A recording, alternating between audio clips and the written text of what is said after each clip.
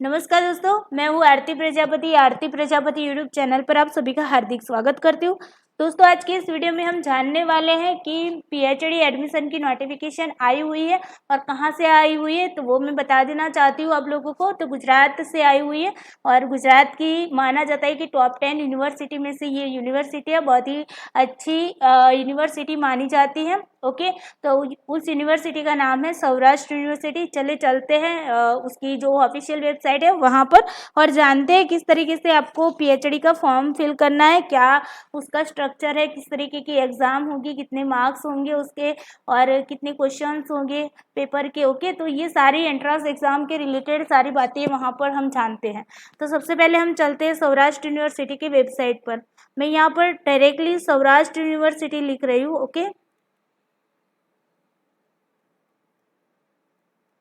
Okay, अब मैं यहाँ सर्च कर रही हूँ।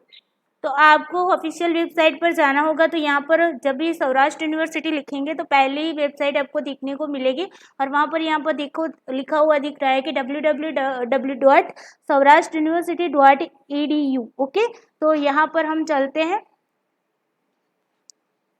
और ये आ गए हम सौराष्ट्र यूनिवर्सिटी की वेबसाइट पर। ओके, ये ऑफिशियल उसकी जो वेबसाइट है वो है और यहाँ पर जो आपको ईमेल अलर्ट के बारे में बताया गया है, तो थोड़ा सा ये इंग्लिश में दिया है, तो जो लोग आउट स्टेट से बिलोंग करते हैं वो लोग यहाँ से रीड कर सकते हैं। ओके, और अभी हम इसको क्लोज कर देते हैं।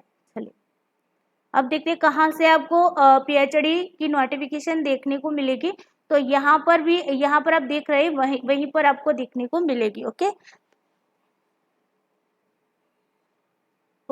यहाँ पर देख रहे हैं कि यहाँ पर आपको दिख रहा है कि PhD merit cum entrance test 2021। Okay, यहाँ से ही आपको क्लिक करना है।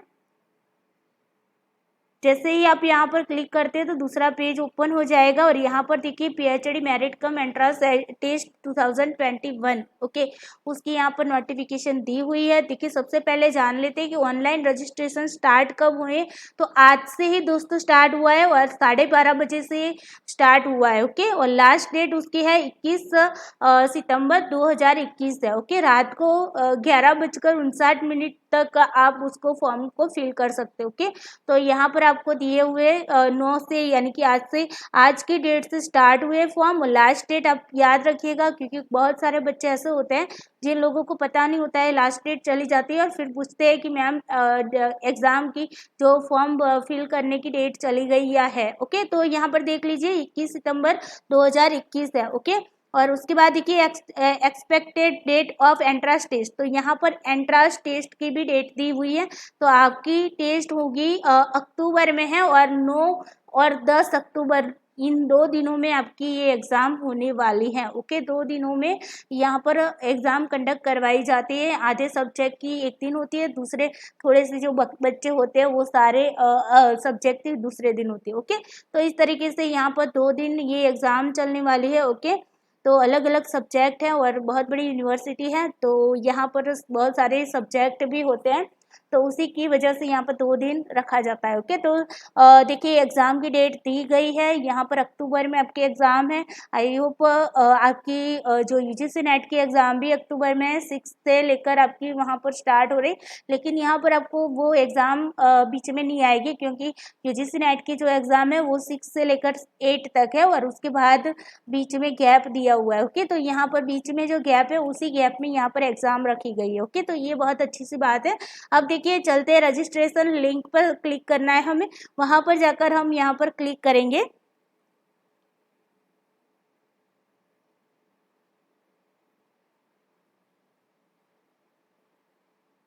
ओके, तो यहाँ पर हम जो भी उसकी पीएचडी का जो भी पेज है वहाँ पर हम आ चुके हैं। यहाँ पर आपको दिया हुआ है।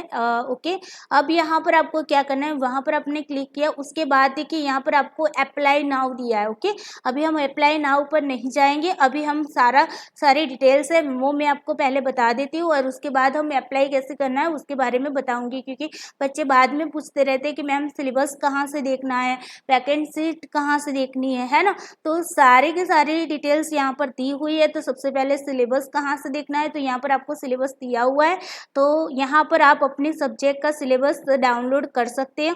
देखिए यहाँ पर सारे सब्जेक्ट दिए हुए हैं, आर्ट्स के टोटल 13 सब्जेक्ट है। ओके, तो यहाँ पर इनका सिलेबस दिया हुआ है। उसके बाद आगे देखते हैं, तो फैकल्टी ऑफ कॉमर्स का भी सिलेबस है और साइंस का भी है और एजुकेशन का है। बहुत सारे यहाँ पर फैकल्टी बहुत ज़्यादा है। ओके, बड़ी यूनिवर्सिटी है तो अच्छा मौका है। फैकल्टी ऑफ लॉ भी है, फैकल्टी ऑफ मेडिसिन है, होम साइंस है, रूरल स्टडीज़ है, परफॉर्मिंग आर्ट भी है और फार्मेसी भी है। ओके, तो इतने सारी फैकल्टी है और इनके जो भी सब्जेक्ट है वो भी आपको यहाँ पर दिख रहे हैं। तो आप अपना सब्जेक्ट देखकर उसका सिलेबस पहले डाउनलोड करके रखना। उसके बाद चलते हैं वैकेंट सीट पर कि सीट कैसे देखनी है। तो यहाँ पर देखिए आपको वैकेंट सीट के लिए यहाँ पर दिया हुआ है।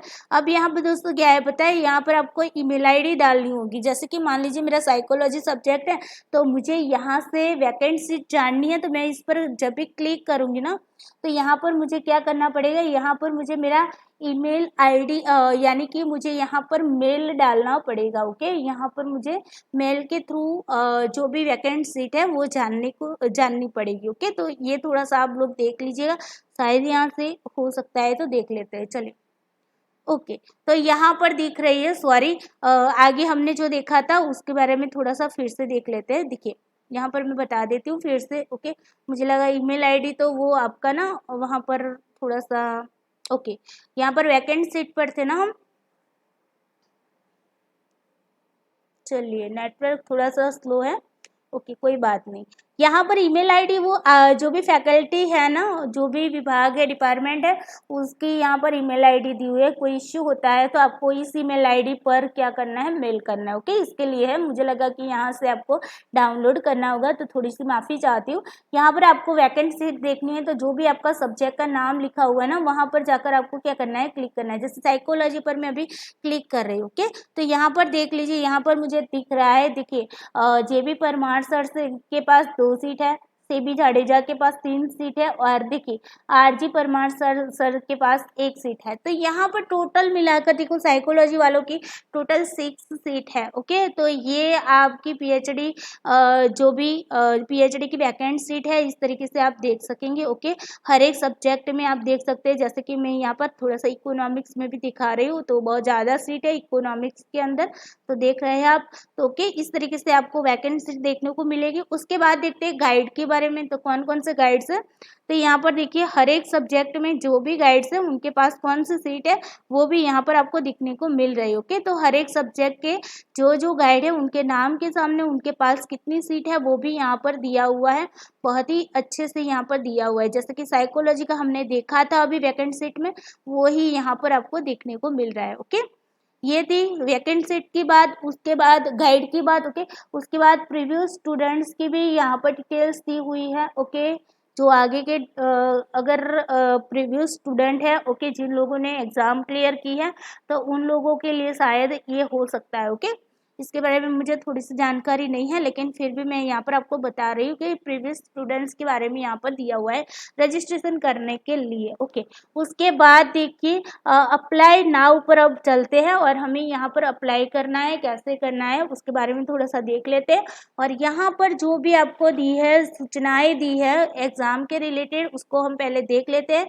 तो यहाँ पर दिया है कि भाई यहाँ पर क्वालिफिकेशंस क्या होनी चाहिए। ओके, तो यहाँ पर दिया है कि जो भी ओपन कैटेगरी के बच्चे हैं, ओके, और उनको ना PG के अंदर यानी कि पोस्ट ग्रेजुएशन के अंदर 55 मिनिमम 55% स्कोर होनी चाहिए। ओके, किनके, तो जो भी ओपन कैटेगरी वाले हैं उन बच्चों की यहाँ पर बात हो रही है। ओके, 55% यहाँ पर क्या होने चाहिए, उनके मार्क्स होने चाहिए PG में। ओके, उसके बाद देखते हैं तो यहाँ पर देखिए SC ST SC BC, okay, जिसको हम OBC बोलते हैं। ओके, यहाँ पर कंफ्यूज नहीं होना है, जिनके पास नॉन क्रीमिलियर सर्टिफिकेट है और उसके साथ साथ दिव्यांग बच्चे जो हैं उन लोगों को क्या है, उन लोगों के मिनिमम पोस्ट ग्रेजुएशन के अंदर 50% स्कोर होने चाहिए। ओके, तो ये थी उसकी क्वालिफिकेशंस। दूसरी बात यहाँ पर दिया गया है कि जो भी वेबसाइट है उस वेबसाइट के यहाँ पर दी हुई है उसी वेबसाइट पर आपको क्या करना होगा, यहाँ पर संपर्क करते रहना होगा। यानी कि वेबसाइट पर जो भी चीज़ें रखी जाएंगी, जो भी इंफॉर्मेशन होगी वो आपको इसी वेबसाइट पर देखने को मिलेगी। ओके, उसके बाद देखते हैं कि यहाँ पर दिया है कि यहाँ पर जिन लोगों को पीएचडी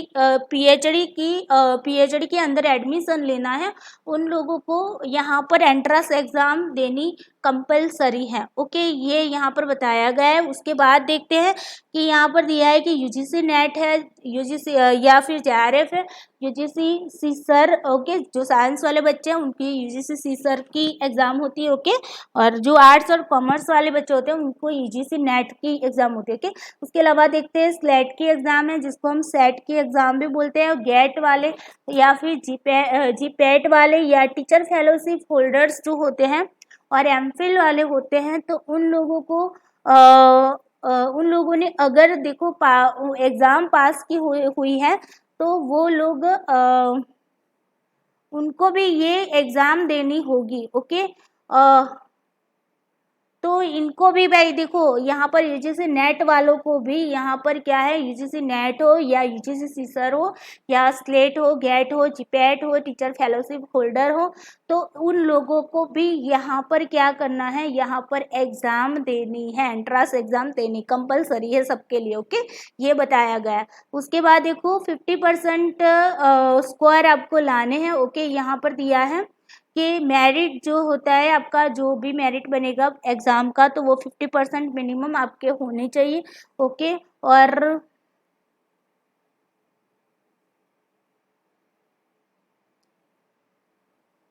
ओके, तो सभी को 50% स्कोर लाने हैं। ओके, जो भी चाहे वो कोई भी कैटेगरी का बच्चा हो, सभी को यहाँ पर 50% स्कोर लाने होंगे।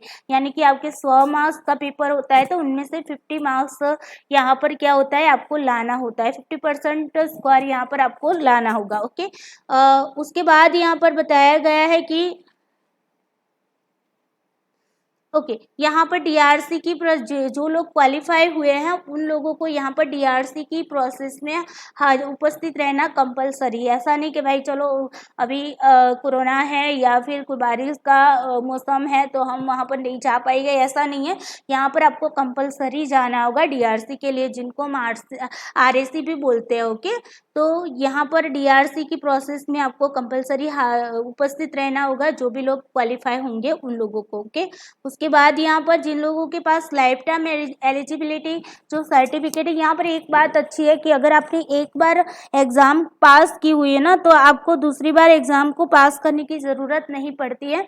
यहाँ पर आपका जो भी सर्टिफिकेट होगा ना पास का, वो लाइफ टाइम तक चलने वाला है। ओके, तो अगर मान लीजिए कि आपने इस बार एग्ज़ाम दी है और अगर आपका वहाँ पर मेरिट में नंबर नहीं आया या फिर आपका पीएचडी के अंदर आपका सिलेक्शन नहीं हुआ है, तो आप नेक्स्ट टाइम पर आपको एग्ज़ाम देनी नहीं होगी, उसी सर्टिफिकेट से आप वहाँ पर एडमिशन ले पाओगे। ओके, ये सारी बातें यहाँ पर बताया गया है और यहाँ पर जो भी मार्क्स होते हैं कैसे होते हैं उसके बारे में भी यहाँ पर आपको बताया गया है। ओके, तो यहाँ पर जो भी एंट्रेंस एग्ज़ाम देते हैं उनके 70% स्कोर यहाँ पर देखे जाएंगे। ओके, तो यहाँ पर ये बताया गया है। ओके, उसके बाद 70% मार्क्स जो होंगे वो एंट्रेंस एग्ज़ाम के माने जाएंगे और 30% जो आपके स्कोर है वो आपके डीआरसी के होंगे। ओके, तो ये भी हम थोड़ा सा देखेंगे। सॉरी, एक सेकंड रुक जाओ।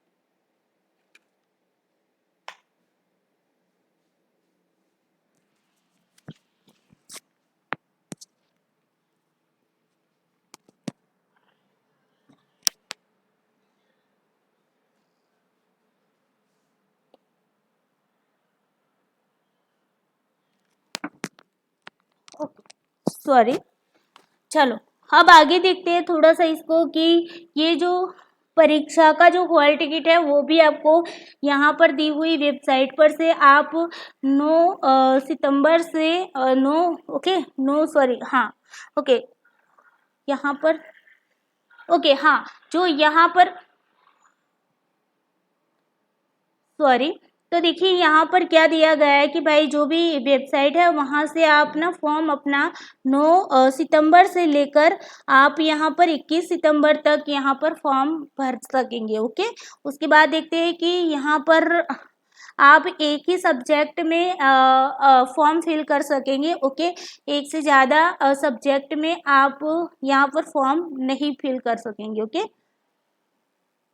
ओके उसके बाद देखते हैं कि जो भी अगर आपका फॉर्म है वो अगर आधी इंफॉर्मेशन वाला होगा तो उनको झूठी इंफॉर्मेशन मानकर उनका जो भी फॉर्म होगा उसको रद्द किया जाएगा। ओके ये बताया गया है। फिर उसका रजिस्ट्रेशन कोड और पासवर्ड जो होता है वो आपको ईमेल और आपके मोबाइल पर भेजने में आएगा। ओके यानी कि आपको सेंड किया जाएगा, आपके ईमेल पर भी सेंड किया जाएगा और आपके मोबाइल नंबर पर भी सेंड किया जाएगा। उसके बाद देखते हैं कि यहाँ पर जो भी आपका जो भी आप फॉर्म फिल करते हो तो उसकी प्रिंट आपको अवश्य अपने पास रखनी है, ये भी यहाँ पर बताया गया है। ओके उसके बाद है आपको कोई भी गाइडेंस की ज़रूरत पड़ती है तो यहाँ पर जो भी ईमेल दिया हुआ है उस ईमेल पर आपको क्या करना है अपना रजिस्ट्रेशन कोड और अपना रजिस्ट्रेशन मोबाइल नंबर और ईमेल ओके ये सारा आपको वहाँ पर लिख कर आपको क्या करना है तो आपको यहाँ पर जानकारी वहाँ पर देनी होगी, यानी कि वहाँ पर आपको उनको सूचित करना होगा। उसके बाद देखते हैं कि कंप्यूटर बेस्ड एग्ज़ाम होगी यहाँ पर आपकी। ओके उसके बाद यहाँ पर जो भी आखिरी निर्णय होगा वो यूनिवर्सिटी का रहेगा, ये बताया गया है। उसके बाद देखिए यहाँ पर अगर आपकी जो आप फॉर्म फिल करते हैं और आपका जो भी आपने फ़ी पेमेंट की है वो अगर आपकी फ़ी वहाँ से आपके अकाउंट में से निकल गई है लेकिन यहाँ पर वेबसाइट पर वो पेमेंट नहीं दिखा रहा है तो आपको क्या करना है पेमेंट का जो आधार आपने पेमेंट किया है उसका आधार के साथ आपको क्या करना है यहाँ पर दी हुई ईमेल आईडी पर आपको क्या करना है मेल करना है। ओके उसके बाद ऑनलाइन पेमेंट के बाद आपको ना जब भी आप ऑनलाइन पेमेंट करते हो तो उस टाइम आपको जो भी पेज दिखता है उसको रिफ्रेश नहीं करना है। ओके और दूसरी बार उसकी फ़ी आपको नहीं भरनी होगी। ओके अगर मान लीजिए आपने रिफ्रेश कर लिया और वो सारा पेज चला गया और आप बैक आ गए तो आपकी फ़ीस कट जाती है लेकिन वहाँ पर जो भी साइट है वहाँ पर आपको दिखा नहीं रहा है कि आपका पेमेंट कटा हुआ है ना। तो ऐसी सिचुएशन में आपको क्या करना है तो जो भी पेमेंट आपने किया है उसका जो प्रूफ है उसको प्रूफ के साथ आपको ईमेल करना है। ओके और दूसरी बार दोबारा आपको फ़ी पे नहीं करनी होगी। ओके ये बताया गया है।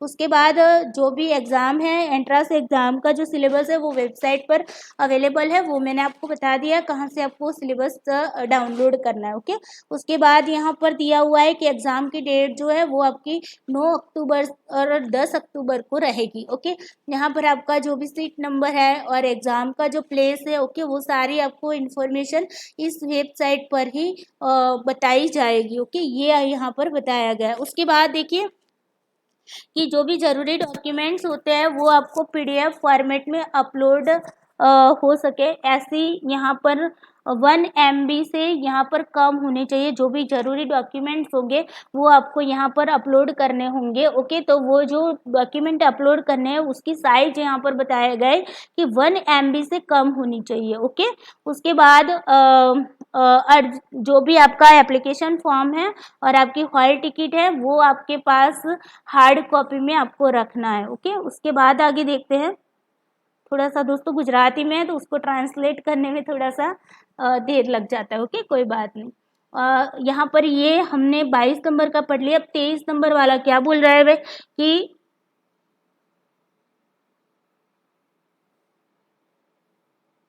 ओके यहाँ पर दिया गया है कि भाई जो भी स्कॉलरशिप आपको मिल रही है ओके तो अगर आपको जब भी स्कॉलरशिप मिलेगी तो उसकी जो भी कैंडिडेट है उसके जो भी कैंडिडेट कैंडिडेट की रिसर्चर के रूप में अगर उसका क्या होता है उसको चुना जाता है, तब उनके जो भी गाइड होते हैं वो जिस संस्था में होते हैं उस संस्था के पास स्कॉलरशिप के अगर रूल्स रेगुलेशंस के अनुरूप उस संस्था को मान्यता नहीं होगी तो उसकी जवाबदारी यूनिवर्सिटी की नहीं रहेगी, ये बताया गया है।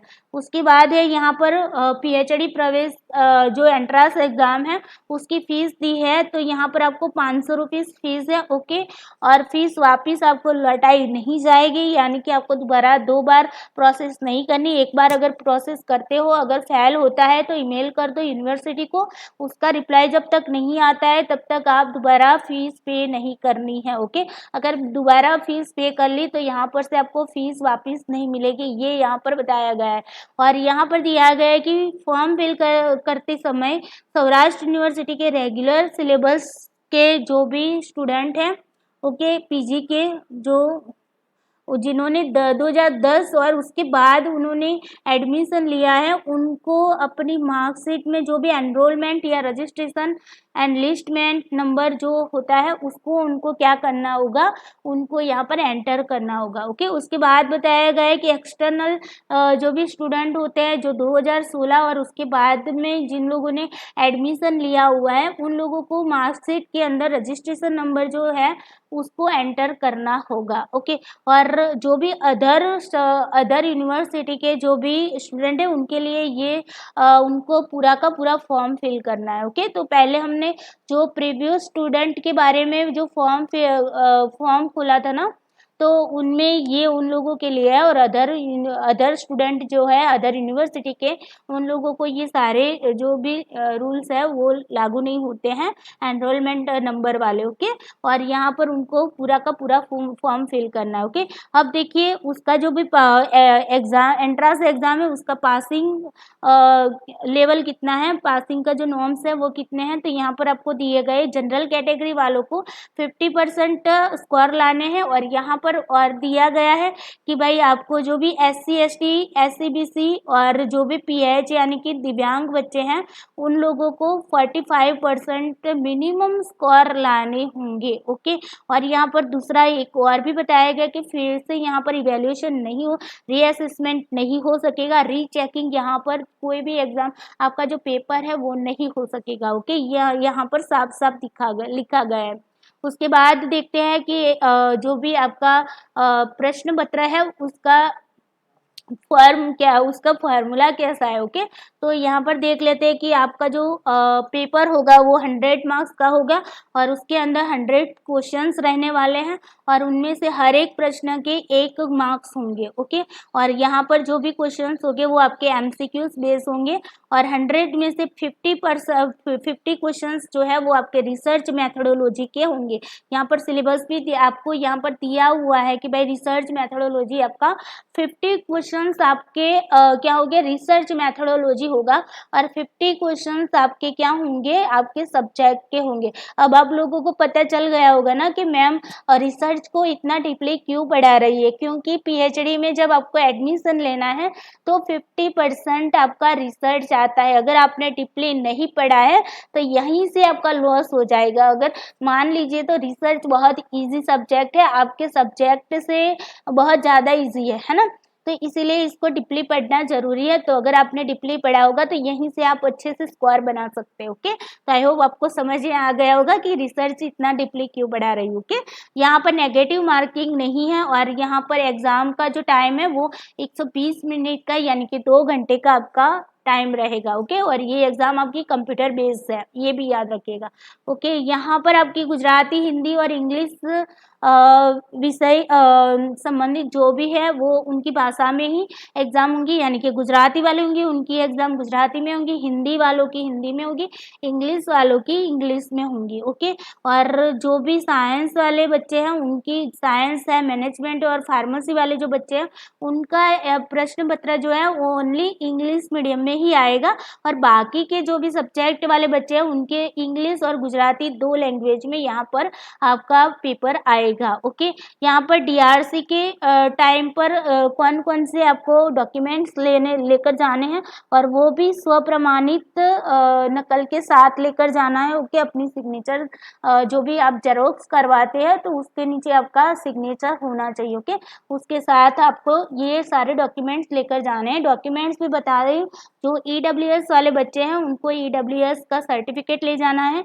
SC ST OBC वाले हैं उनको नॉन क्रिमिनल सर्टिफिकेट लेकर जाना है। ओके, दिव्यांग बच्चे हैं उनको PH का, यानी कि खुद जो भी जितने भी परसेंटेज दिव्यांग है उनका सर्टिफिकेट होना चाहिए। Okay, MA MCOM MSc MPhil और जो भी अनुस्नातक कक्षा के जो भी आपके यानी कि जो भी PG के जो भी आपके मार्कशीट है उनको यहाँ पर आपको लेकर जानी। ओके, सारी की सारी लेकर जानी। ये में मान लीजिए कि आपकी पोस्ट ग्रेजुएशन की लास्ट ईयर की नहीं, सारी की सारी 4 सेम थे तो 4 सेम की वहाँ पर होनी चाहिए। अगर आपने पार्ट वाइज दिया है तो पार्ट 1 पार्ट 2 दोनों की मार्कशीट होनी चाहिए। ओके, टोटल आपकी मिलाकर पोस्ट ग्रेजुएशन की यहाँ पर आपकी टोटल मार्कशीट यहाँ पर लेकर जाना है। ओके, जेरोक्स भी लेकर जाना है और ओरिजिनल भी लेकर जाना है। ओके, उसके बाद है UGC नेट JRF जिन लोगों ने पास किया है, सेट गेट GPAT किया हुआ है उनको उनका जो भी प्रमाण पत्र यानी कि उनको जो भी आपका जो भी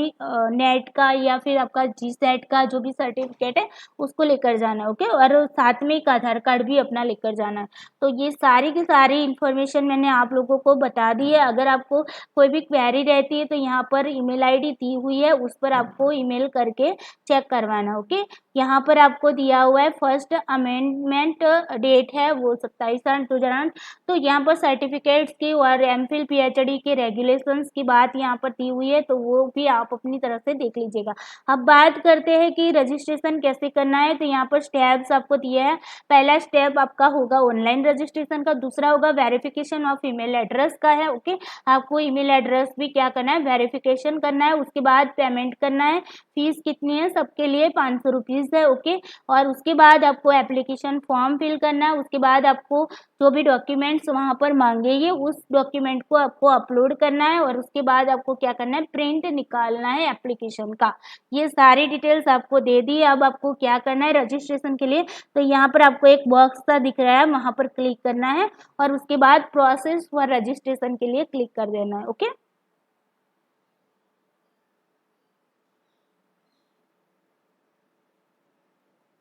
ओके, अभी यहाँ पर देखिए regular student belong to Saurashtra university.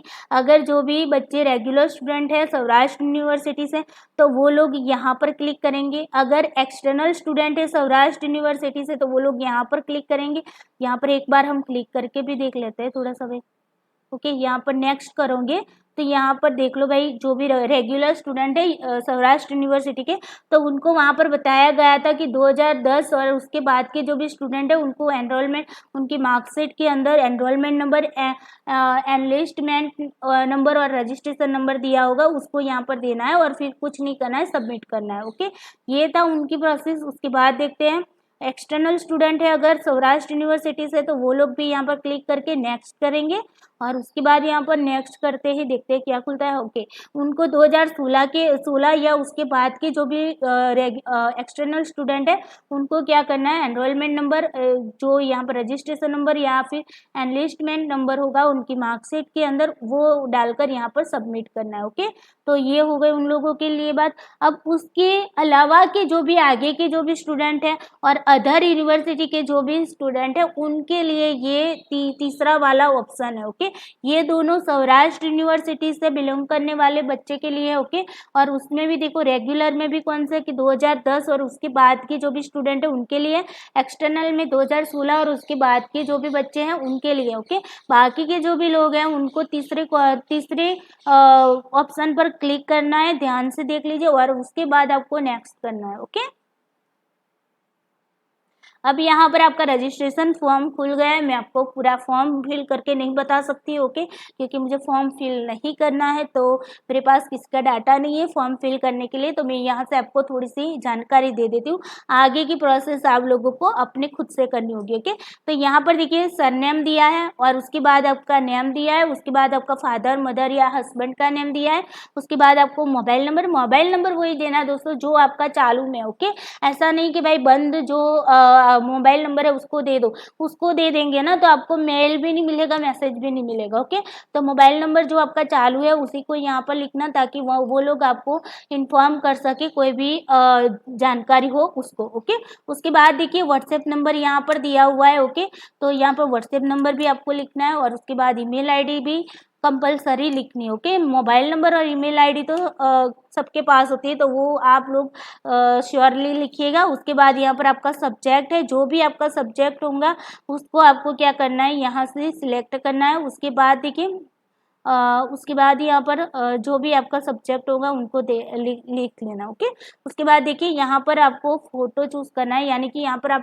File है वो आपकी फोटो यहाँ पर डालनी है, और फोटो भी उसमें साइज भी दी हुई थी 1 MB से कम उसकी साइज होनी चाहिए। ओके, और उसके बाद आपको सबमिट करना है, फिर जाकर आपको लॉगिन करना होगा, और उसके बाद लॉगिन के बाद आपका क्या आएगा, सारे का सारा फॉर्म फिल करने का वहाँ पर प्रोसेस आएगा। लॉगिन में देखिए यहाँ पर आपको ईमेल एड्रेस डालना है और आपको पासवर्ड डालना होगा। ओके, और उसके बाद आपको सबमिट करके आगे की प्रोसेस अब आपको खुद से करनी होगी। ओके, तो आई होप आप लोगों को अच्छे से समझ में आ गया होगा कि किस तरीके से पूरी प्रोसेस है। ओके, अगर आपको कुछ भी समझ नहीं आता है तो आप मुझे मैसेज कर सकते हो, कमेंट बॉक्स में कमेंट भी डाल देना, मैं जब भी देखूंगी तुरंत आपको रिप्लाई करने की कोशिश करूंगी।